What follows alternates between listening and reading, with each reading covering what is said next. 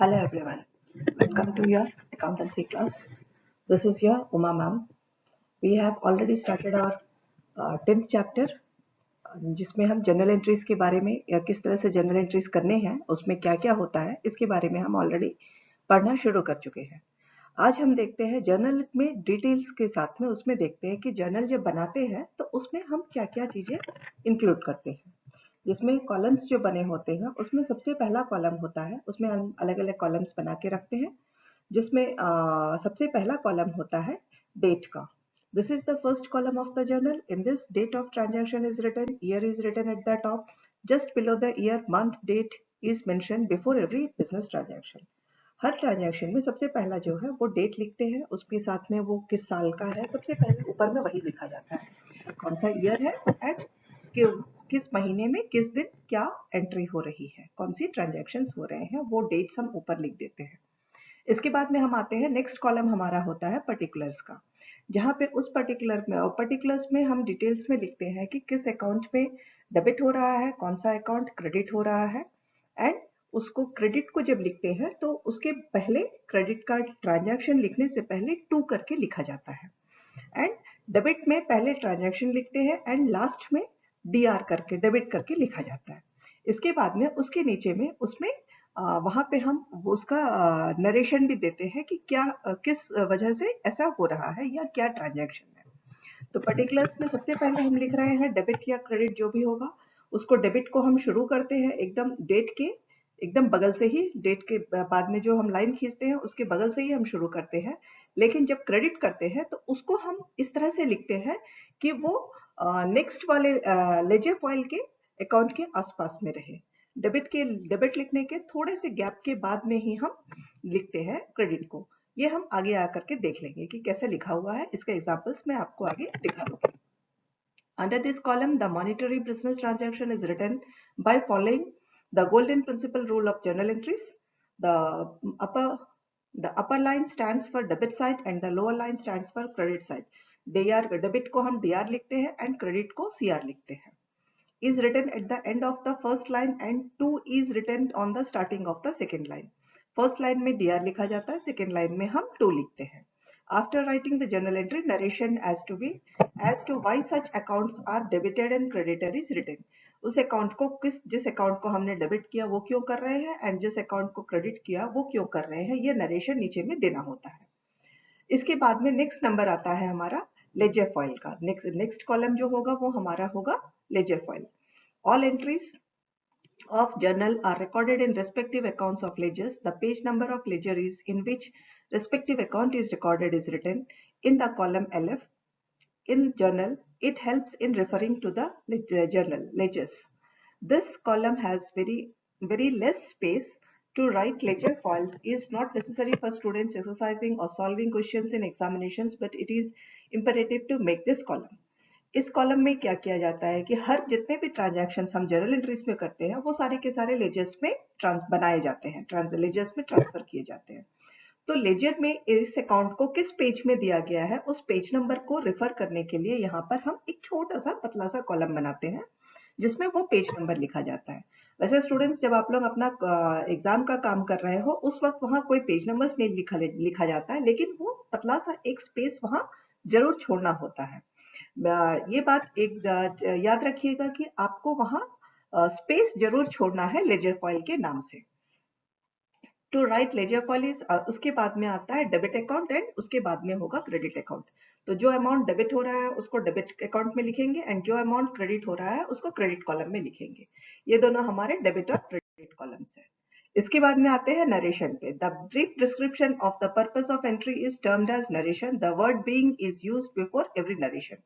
जैसे कि हमने पहले भी पढ़ा था कि दोनों ट्रांजैक्शंस के बाद में हम वहां पे नरेशन लिखते हैं कि वो किस लिए डेबिट हो रहा है या किस वजह से क्रेडिट हो रहा है। तो उसके साथ साथ में वो नरेशन को लिखने के पहले सबसे शुरुआत में बीइंग करके हम एक वर्ड को जरूर लिखते हैं।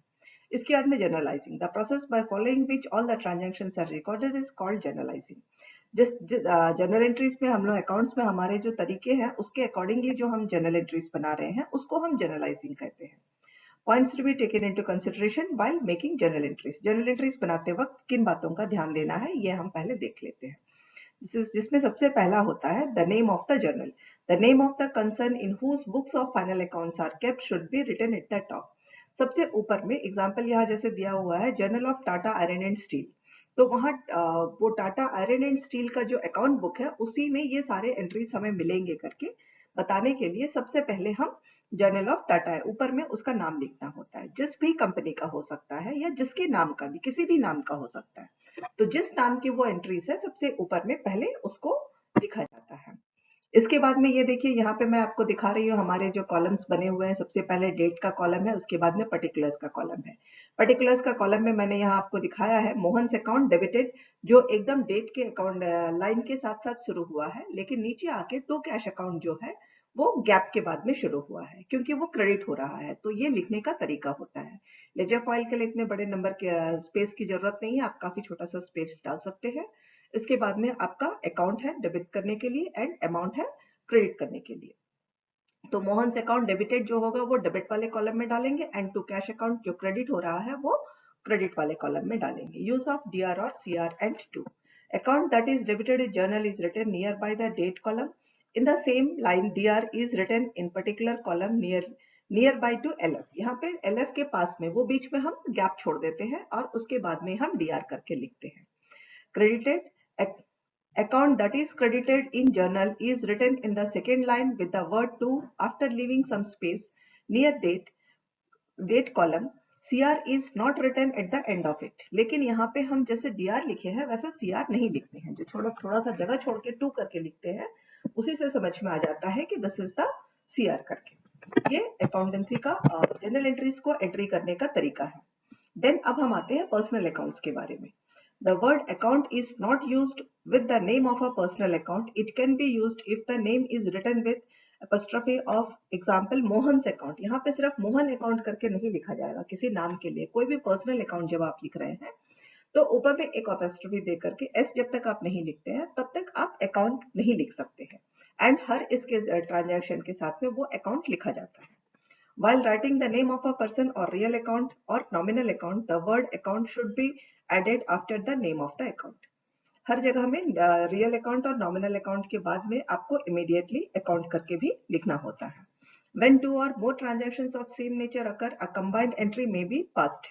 इसी तरह से एक ही इंसान के साथ में या कोई एक पर्टिकुलर पर्सन के साथ में या पर्टिकुलर नेचर का दो तीन एंट्रीज है तो एक ही बार में हम उन दोनों को दो तीन को एक साथ करके भी एंट्री कर सकते हैं।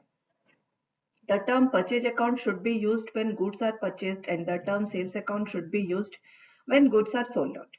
Goods returned to suppliers are called returns outwards or purchase returns. All these accounts represent goods and denote sales or purchases. If all these have been entered into goods account, the position of account would not have been clear.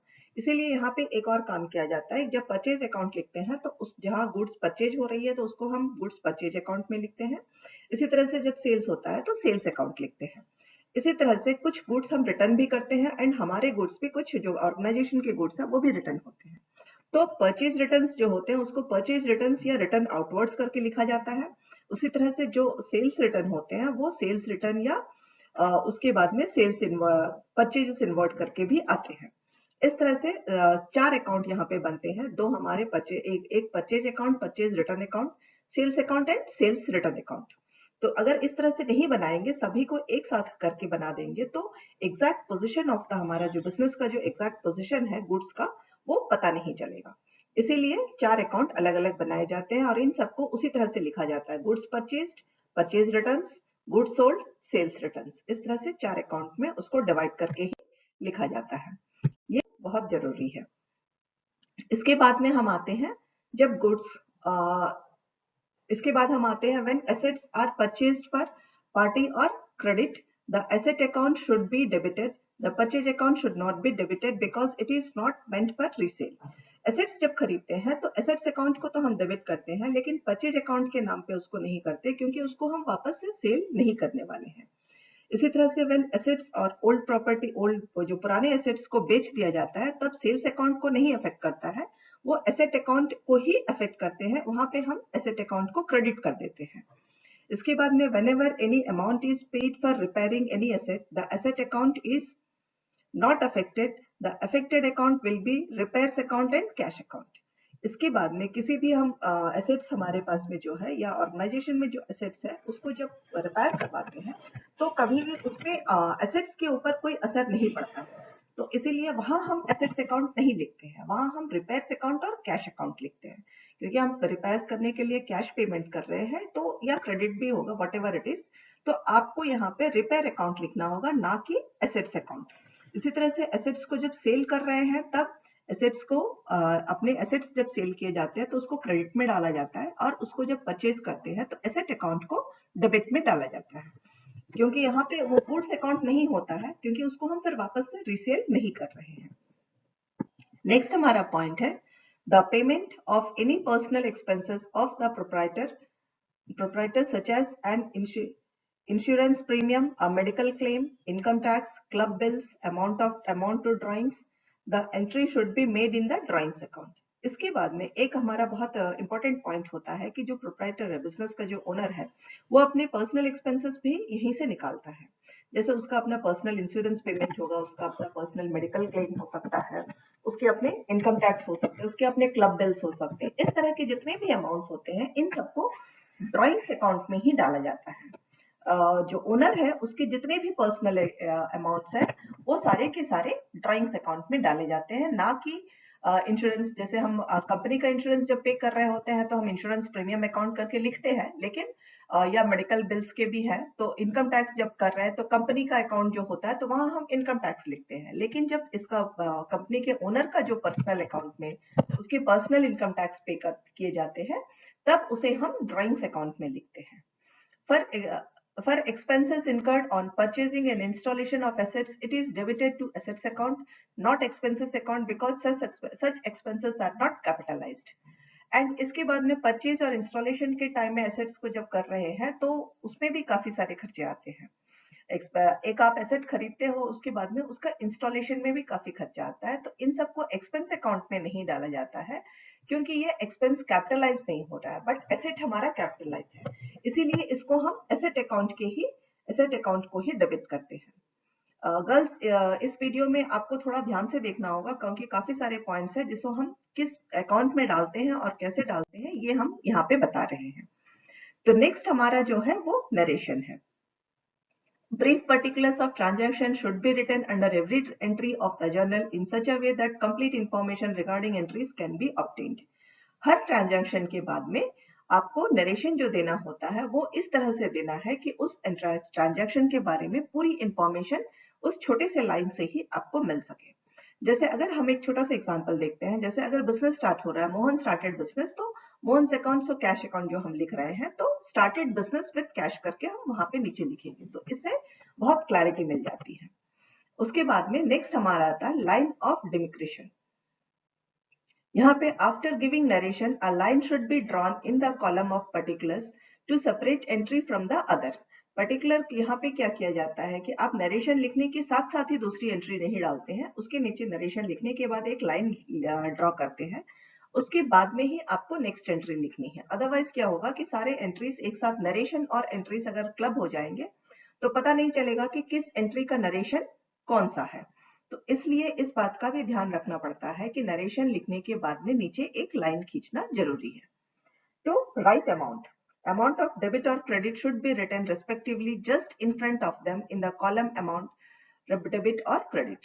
एकदम ठीक उसके नीचे ही लिखना है ताकि दोनों amounts में differences ना आ जाए, इधर से उधर अलग अलग ना हो, गलत ना हो जाए। इसके लिए डेबिट अमाउंट जहां पे है तो डेबिट का जो लाइन चल रहा है उसी लाइन में आपको अमाउंट भी लिखना है, इसी तरह से क्रेडिट का जो लाइन जा रहा है उसी लाइन के पैरेलल में ही आपको क्रेडिट का अमाउंट भी लिखना है। Next is casting.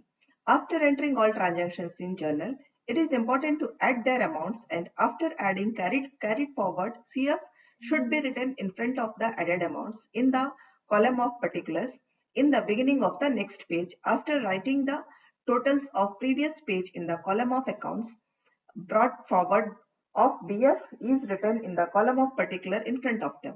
After completion of all the transactions, grand total is written in the last page. Her page में, चूंकि अकाउंट्स में ये सारे बहुत लंबे लंबे एंट्रीज होते हैं, बहुत ज्यादा एंट्रीज होते हैं, तो हर एंट्री का पेज का खत्म जब होने लगता है तो वहां पे उसको पूरा टोटल कर दिया जाता है डेबिट और क्रेडिट को। एंड वहां पे जो फर्स्ट पेज में जब आप डेबिट क्रेडिट करते हैं तो उसको सीएफ करके लिखते हैं, कैरी फॉरवर्ड, मतलब नेक्स्ट पेज में हम इसको लेके जा रहे हैं। एंड नेक्स्ट पेज में सबसे पहले ये अमाउंट लिखा जाता है एंड वहां पे ऊपर लिखा जाता है बीएफ करके, ब्रॉट फॉरवर्ड, मतलब लास्ट पेज से हम इसको लेके आए हैं। इसी तरह से पूरा खत्म होने के बाद लास्ट पेज में ग्रैंड टोटल पूरा एक साथ लिखा जाता है। गर्ल्स, इस वीडियो को बार बार सुनते रहिए, it is a little bit difficult one. इस वीडियो के लिए इतना ही, अगले वीडियो में हम इसका आगे का देखते हैं।